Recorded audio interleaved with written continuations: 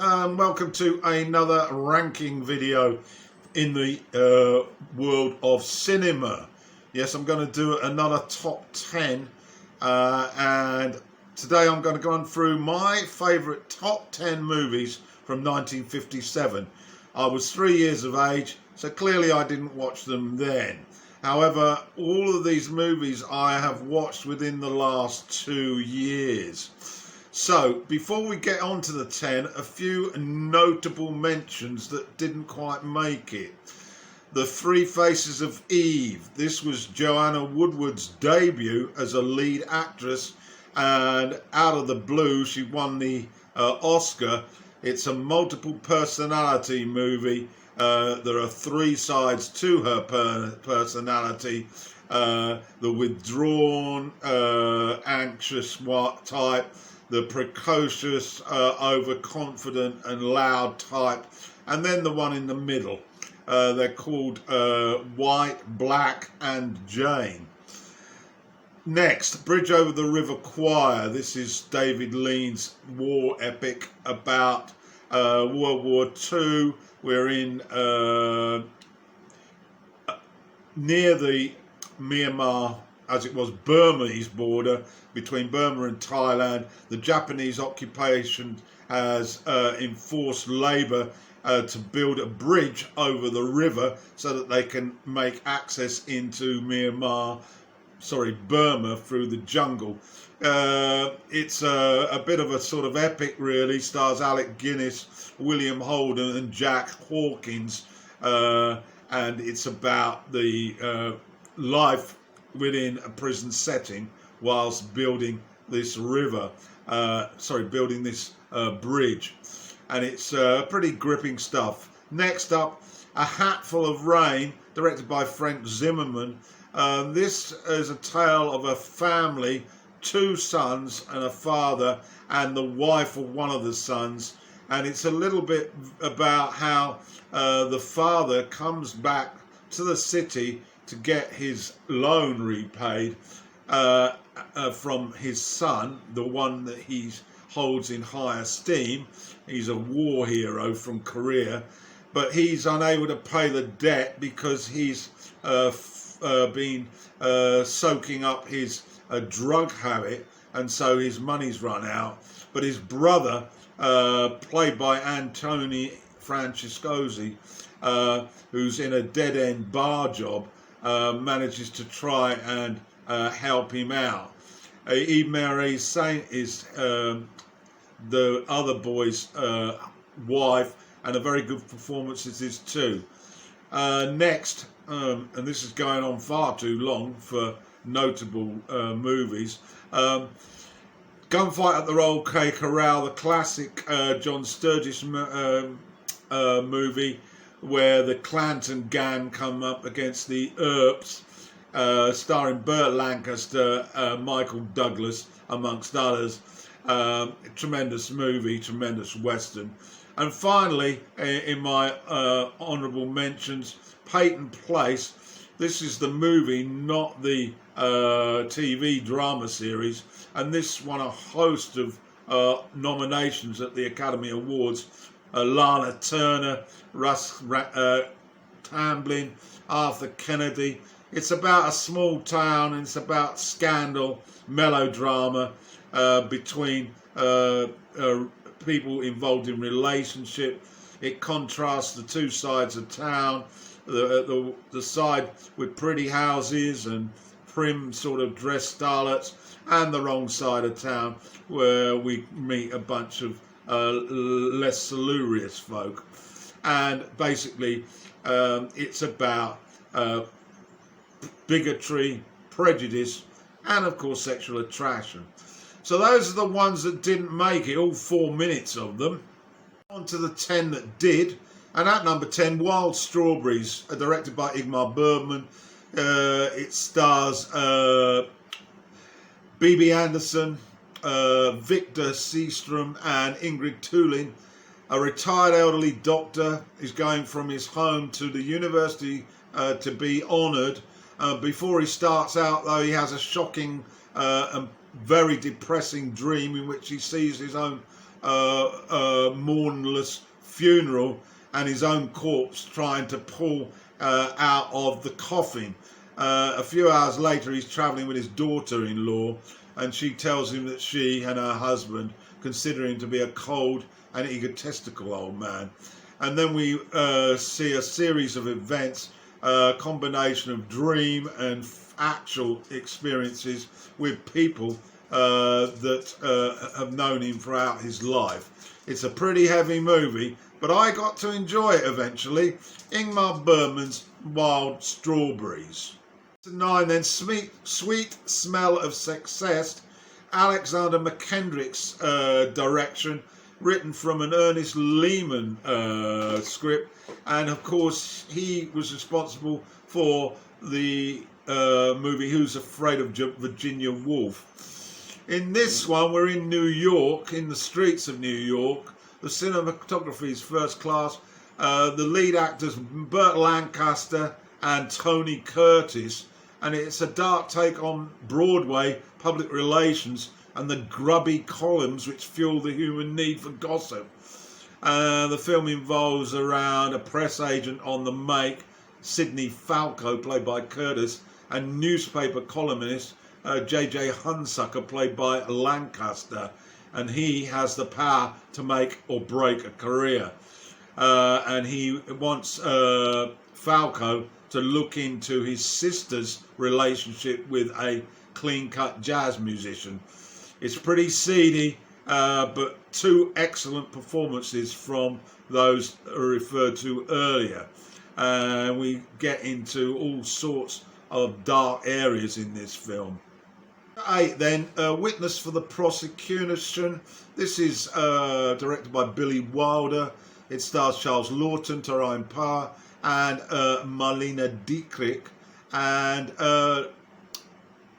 Lawton plays an ailing barrister with a heart condition who just can't resist the opportunity for one final flurry in the Old Bailey in London, defending a young man who's been accused of murder.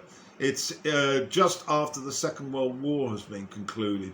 Wilder, of course, a string of fantastic movies: Sunset Boulevard, Stalag 17, Double Indemnity.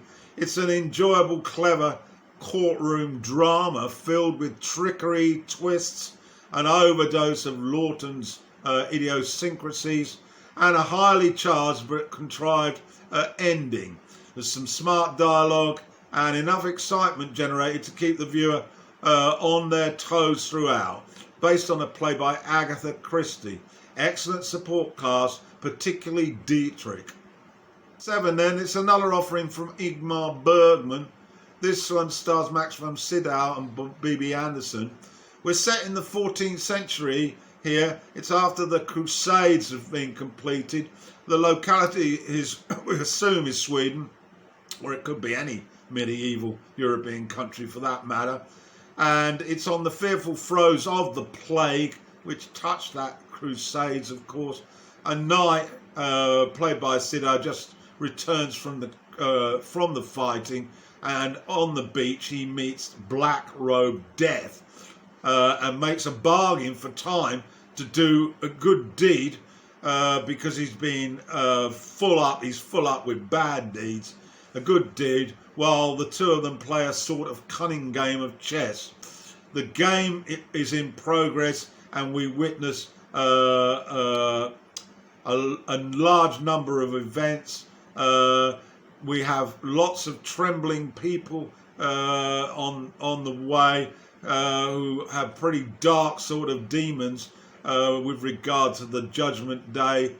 We see self-pity, we see torture, we see priests who are into the idea of burning people at the stake, and we also snatch a little fun with a sort of travelling group who like to get into that sordid pleasure of sexual activities.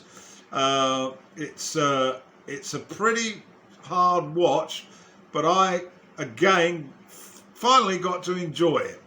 So that's The Seventh Seal, regarded by many as one of his strongest films. Now, this is Sayonara, directed by Joshua Logan, stars Marlon Brando, James Garner and Red Buttons. It's based on a novel by James Michener, and it's about an American GI played by Brando who falls in love with a Japanese kabuki starlet played by Miko Taka. And it's set after the Korean War. Brando gets posted and he then goes on to Japan for a little bit of relaxation. It's very timeless, I thought, and it has hints of Romeo and Juliet, cross cultures and all that, and the love affair made difficult by military rules and societal pressures. And there's some bizarre moments involving Brando's histrionics, but he really makes this movie tick. He really knows how to capture an audience, and it's very absorbing watch.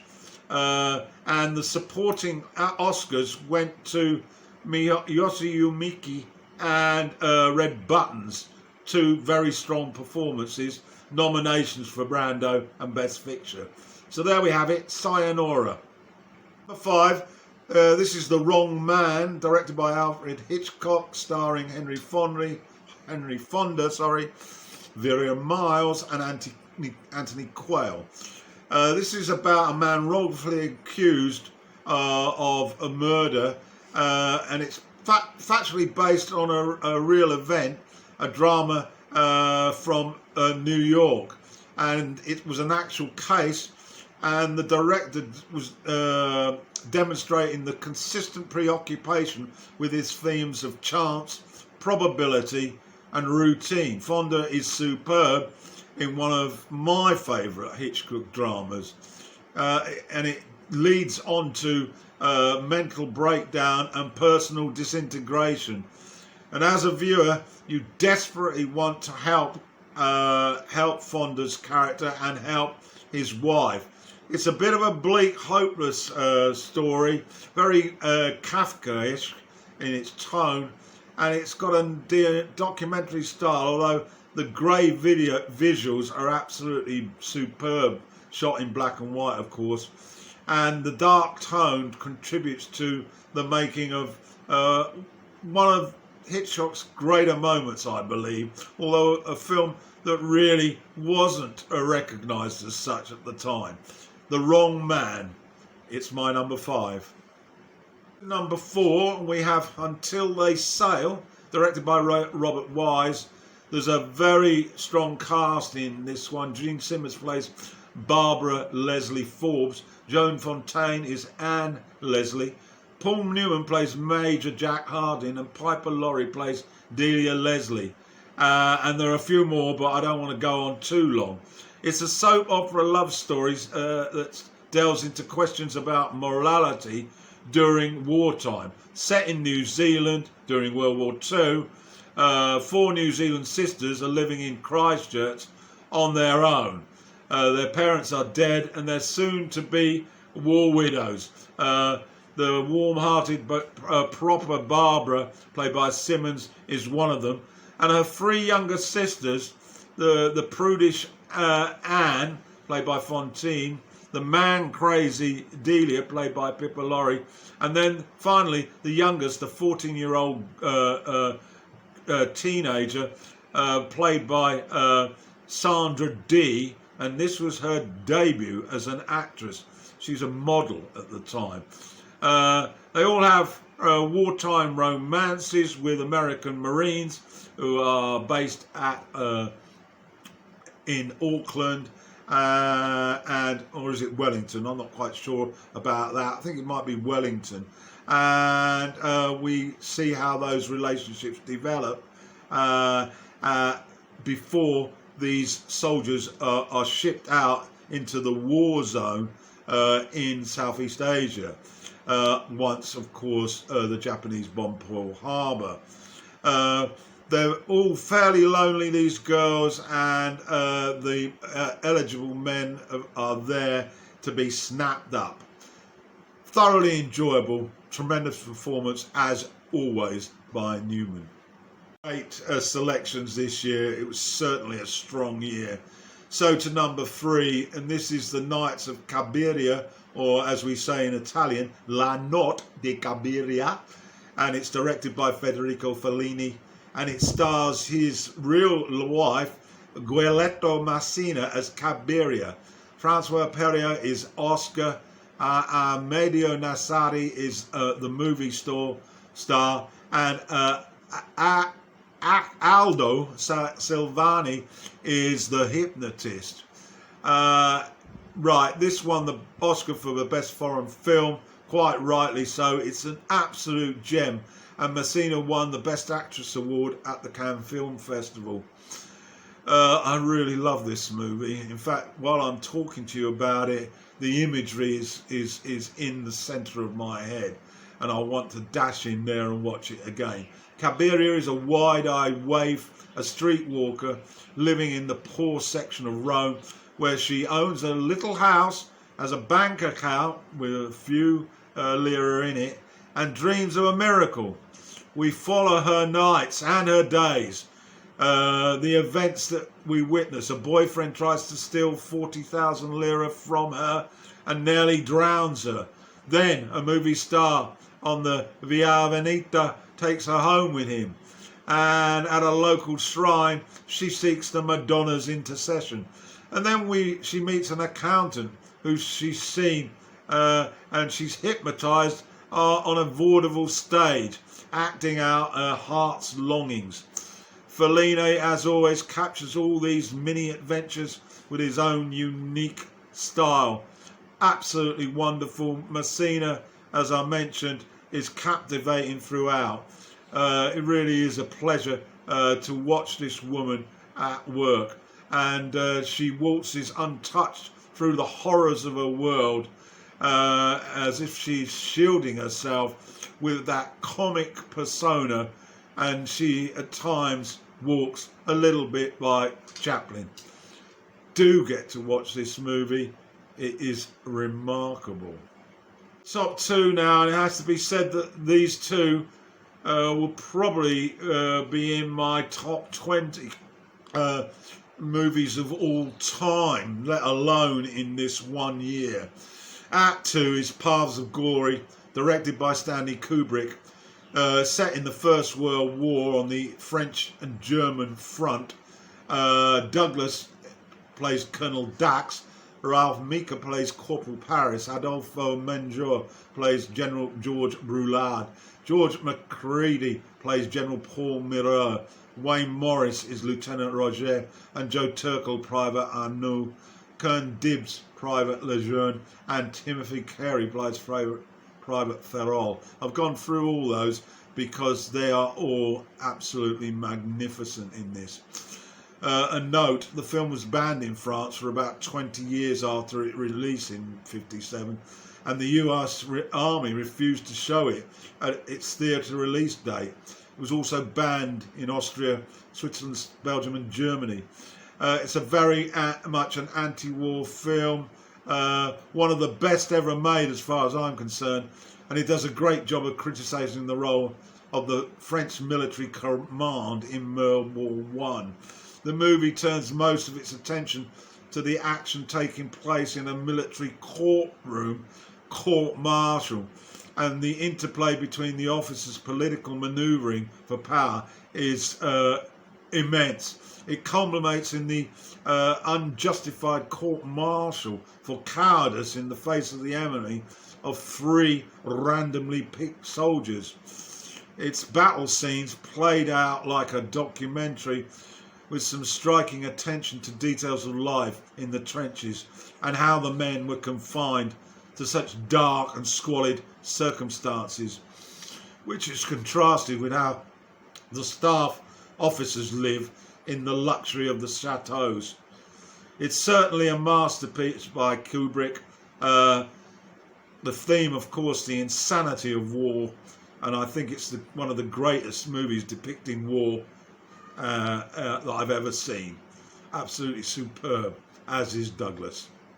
Possibly the longest top 10 both in movies and music appreciation that I've ever done. But I make no apologies. So at number 1, 12 Angry Men, directed by Sidney Lumet. It's a courtroom drama, a murder trial, a jury. Stars Henry Fonda, Lee J. Cobb, E.G. Marshall, Jack Warden, and of course 8 others. A brilliant examination of one man's life in the balance. 12 Angry Men irrevocably altered one's perception of the trial by jury process. The defendant, John Savoca, pensively stares at the retreating backs of his jury as they go into the jury room. He will be sent to the chair if a unanimous verdict of guilty is returned. And inside that jury room we witness a process that draws out all facets of human behaviour as the tide turns from guilty to not guilty, slowly evolving as we learn about all 12 men, their beliefs, their nuances, their bigotries, their sensitivities, their life experiences.